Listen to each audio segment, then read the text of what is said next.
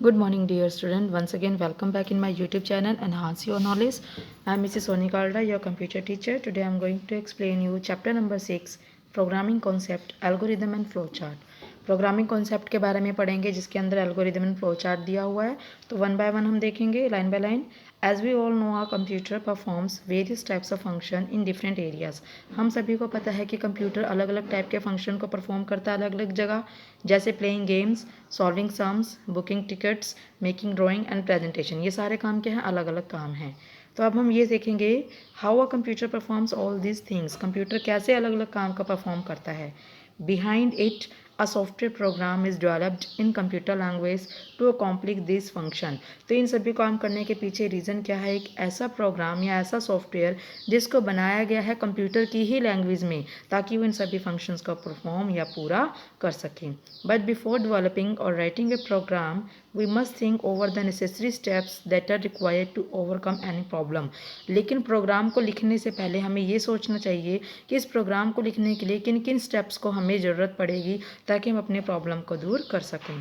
That's why before writing a program we define the flow of program known as program logic. तो इसीलिए programme को लिखने से पहले हम उसके फ्लो ऑफ प्रोग्राम के बारे में बताते हैं, कि जैसे कि इसके प्रोग्राम का लॉजिक हमें पता चल सके।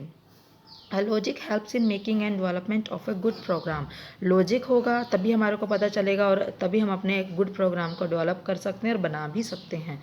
Logic is of two types. Logic दो तरीके का होता है, एल्गोरिदम एंड फ्लो चार्ट। तो हम पढ़ेंगे algorithm. An algorithm is a solution to a problem. किसी भी प्रॉब्लम का सोल्यूशन हम क्या कहते हैं? एल्गोरिदम को कहते हैं। We solve many problems every day without even thinking about it. कई बार हम क्या करते हैं, अपने दिन की बहुत सारी प्रॉब्लम्स को बिना सोचे सॉल्व कर देते हैं। For example making breakfast, making breakfast, travelling to the work place etcetera. जैसे कि नाश्ता बनाना या फिर अपने काम पर जाना। But the solution to such problems requires little intellectual effort. लेकिन जो इस प्रॉब्लम का सोल्यूशन है उसमें बहुत ही कम मेहनत की हमें ज़रूरत पड़ती है, एंड इज़ रिलेटिवली अनइम्पॉर्टेंट, जिसे हम इम्पॉर्टेंट नहीं मानते हैं। Let us follow an example to help us understand the concept of algorithm in better way। एक एग्जाम्पल हम समझेंगे। Let's say that you have a friend arriving at railway station. मान लीजिए कि आपका एक फ्रेंड आपके घर आ रहा है, रेलवे स्टेशन पर है। And your friend needs to get from the railway station to your house. और उसको आपके घर आना है। Here are the ways algorithm that you might give your friend for getting to your home. यहाँ पर एल्गोरिदम्स है जिसके बारे में आप अपने फ्रेंड को बता सकते हो कि किस तरीके से वो आपके घर पहुँचेगा। The taxi auto rickshaw algorithm, किस तरीके से वो टैक्सी लेगा या ऑटो रिक्शा लेगा, उसके लिए एल्गोरिदम। एल्गोरिदम का मतलब होता है स्टेप बाय स्टेप प्रोसीजर। किसी भी काम को करने की स्टेप बाय स्टेप क्रिया को हम क्या कहते हैं? एल्गोरिदम। सबसे पहले वो क्या करेगा? Go to the taxi and auto rickshaw stand. Taxi या ऑटो रिक्शा स्टैंड पर जाएगा आपका friend. Get in taxi auto rickshaw. Taxi auto rickshaw में वो बैठेगा। Give the driver my address. वो आपको आपके घर का, टैक्सी ड्राइवर को आपके घर का एड्रेस देगा। Meet me outside the railway station. और वो क्या करेगा? उसको बोलेगा कि मुझे रेलवे स्टेशन के बाहर छोड़ देना। बस एल्गोरिदम, अगर वो बस में आए तो outside the railway station catch बस नंबर 321। रेलवे स्टेशन के बाहर वो इस बस नंबर को पकड़ेगा, बस में जाएगा। ट्रांसफ़र टू बस 308 नियर करला स्टेशन। और वो क्या करेगा? 300 नियर करला स्टेशन के बस में दोबारा बैठेगा। Get off near Kalina university. Kalina university के पास वो उतरेगा। Walk 2 blocks west to my house. और 2 ब्लॉक्स की तरफ चलते हुए वेस्ट साइड की तरफ आपके घर पहुँच जाएगा।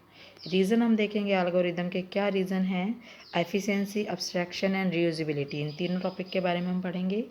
Efficiency, efficient algorithm must be used to solve such problem considering the time and cost factor involve in each algorithm. Efficient का मतलब क्या होता है?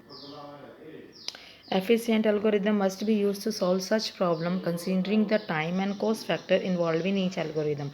Efficient algorithm को हमें क्या यूज़ करना चाहिए, कैसे यूज़ करनी चाहिए? Efficient algorithm को हमें यूज़ करना चाहिए ऐसी प्रॉब्लम को सॉल्व करने के लिए जिसके अंदर टाइम और कॉस्ट इन्वॉल्व हो, टाइम भी कम लगे और कॉस्ट भी कम लगे।